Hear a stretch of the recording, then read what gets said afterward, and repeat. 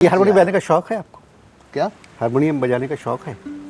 अबे साले, जब माफ करना, मैं जो तमीज़ से। उससे मैं इधर उधर निकल जाता हूँ। जब हारमोनियम बजा रहा हूँ तो जाहिर है हारमोनियम बजाने का शौक। पाकिस्तान एक आज़ाद मुल्क है। पाकिस्तान एक आज़ाद मुल्क है। जी। ब्यूटीफुल भाई, मुबारक हो। ये तो आपने मेरी नॉलेज में इजाफा किया है। ये तो मुझे फैलानी चाहिए पूरी दुनिया में। क्या बयान दिया है आपने भाई, वाह वाह वाह। एक ये मिनट, क्या कर रहे हैं आप? एक मिनट। हाँ वकार, सलाम अलैकुम भाई। कोई पता चला तुम्हें? पाकिस्तान एक आज़ाद मुमलिकत। जी जी, अनवर मकसूद ने अभी बताया। बंद करें आप? मैं करता हूँ बात। सारे मैदानों में किस्मत आजमाई हो चुकी थी, बस फिल्म बची थी।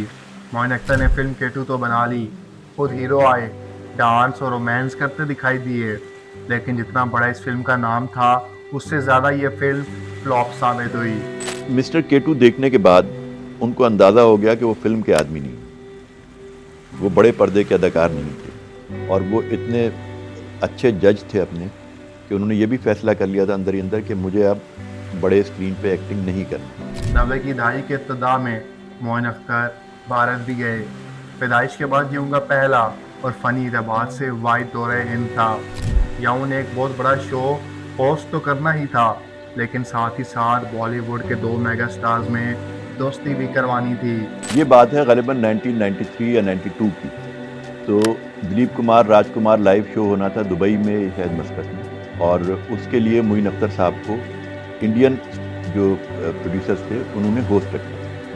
उन्होंने मुझे फ़ोन किया, उन्होंने कहा यार वो मैं इंडिया जा रहा हूँ, तुम चल रहे हो?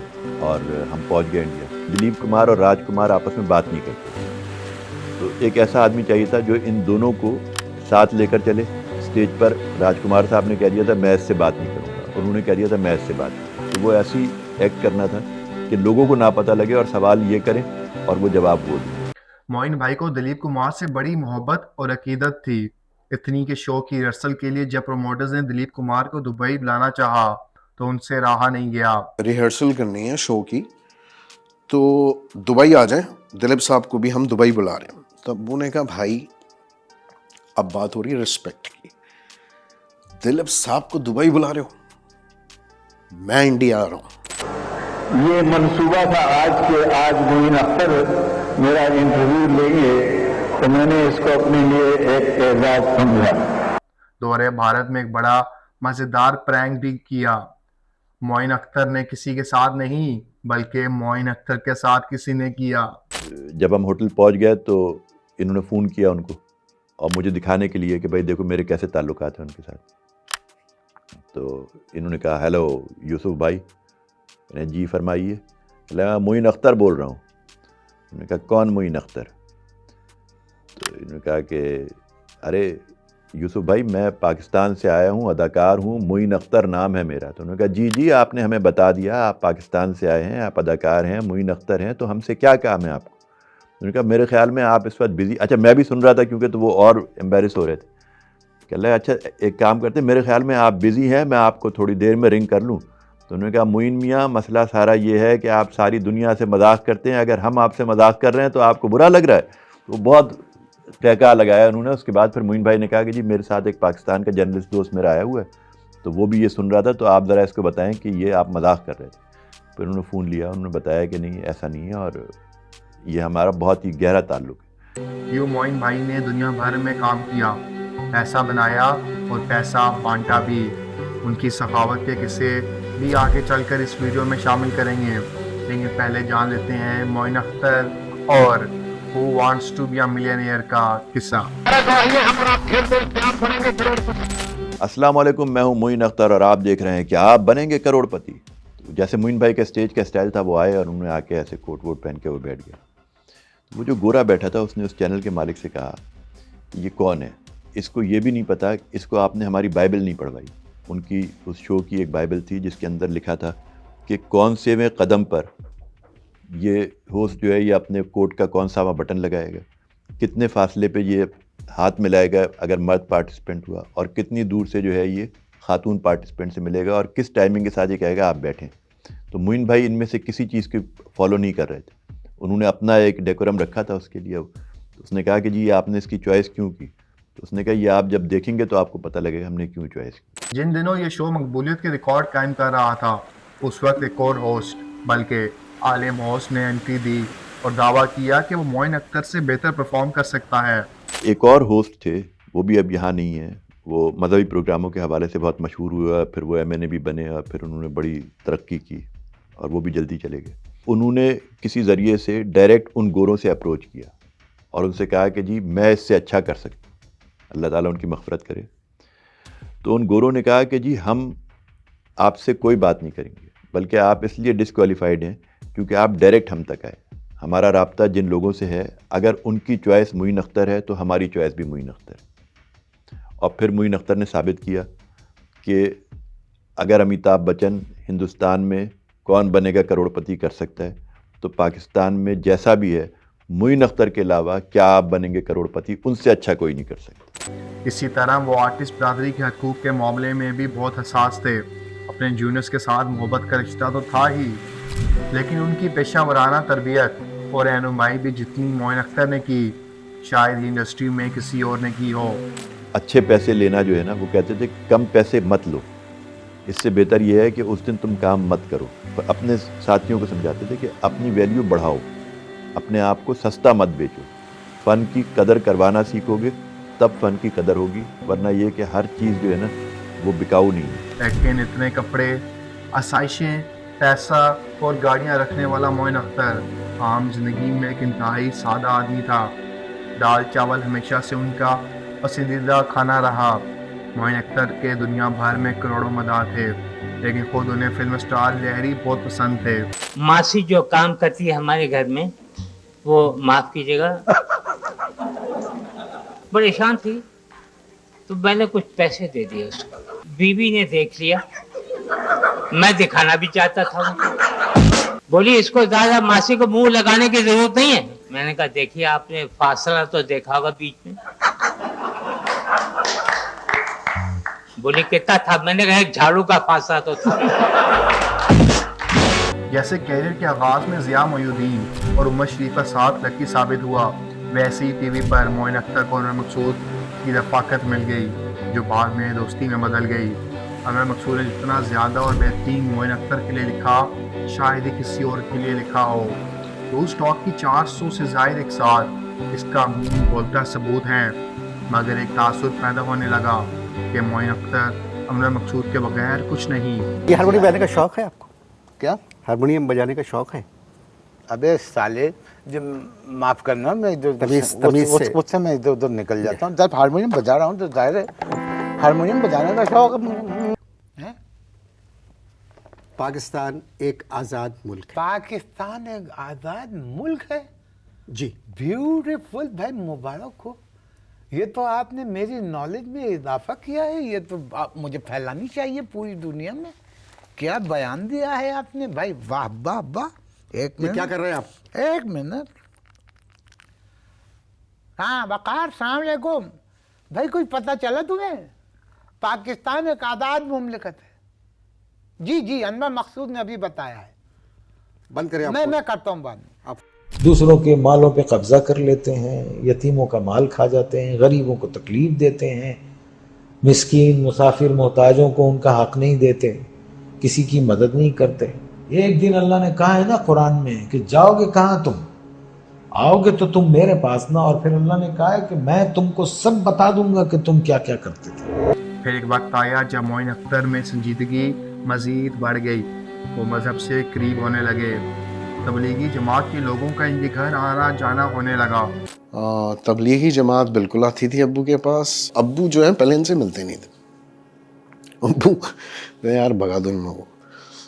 लेकिन फिर एक दफ़ा मिल लिया। उन्होंने रिक्वेस्ट की कि आप हमारे साथ चलें वो सह रोज़ा में और ये उसमें। तब उन्होंने कहा मैं इस तरह तो नहीं जा सकता, वैसे चलता हूँ। तो फिर वो एक आध मस्जिद में अब्बू गए थे उनके साथ। और अब्बू का एक बयान भी है, सईद अनवर जो हमारे बहुत बड़े क्रिकेटर थे उनके साथ। मुझे तो मालूम ही नहीं है कि माँ बाप के लिए अल्लाह ताला ने क्या कहा है, माँ बाप के लिए क्या हुकूक है।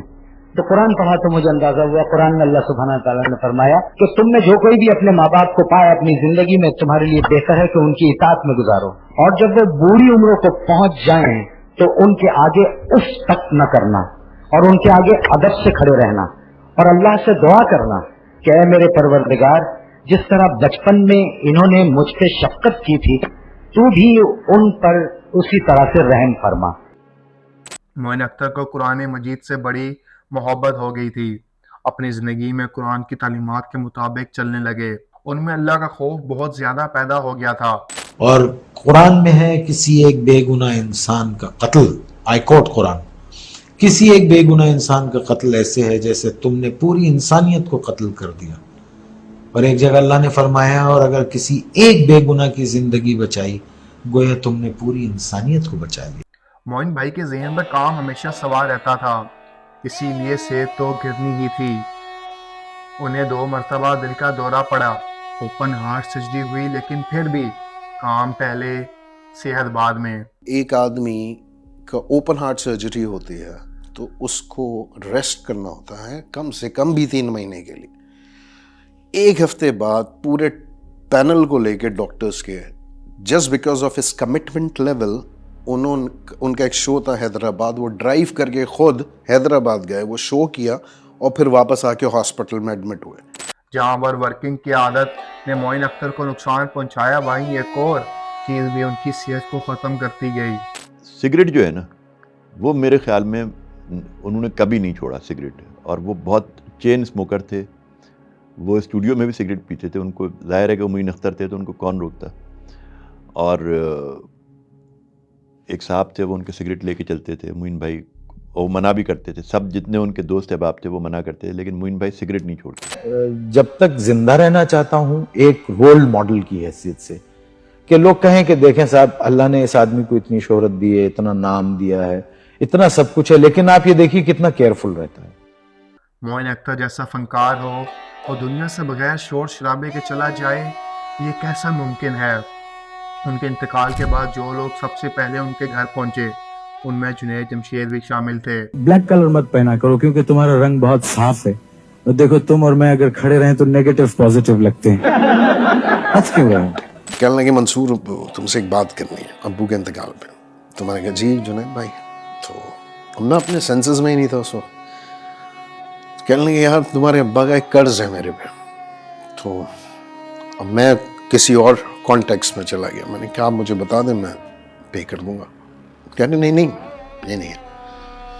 कह रहे मैं और मोइन भाई हम अमेरिका में एक शो में थे, तो हम बाय रोड जा रहे थे। बातें होते होते कहने लगे यार पता नहीं हम लोग जो काम कर रहे हैं वो सही है गलत है। जुनैद भाई ने कहा यार पता नहीं हमारे जनाजे कौन पढ़ाएगा। तो अब्बू ने कहा कि यार मैं मर गया तो तुम पढ़ा लेना, और तुम मर गए तो मैं पढ़ा लूँगा। तो कह रहे यार मोइन भाई ने कहा था कि तुम पढ़ा लेना। तो वो जब उन्होंने ये बात बोली, लाजिम बात उनको भी रोना आ गया, मुझे भी आ गया। मैंने कहा तो आप ही पढ़ाएंगे फिर इंशाल्लाह। उन्होंने ही पढ़ाया था।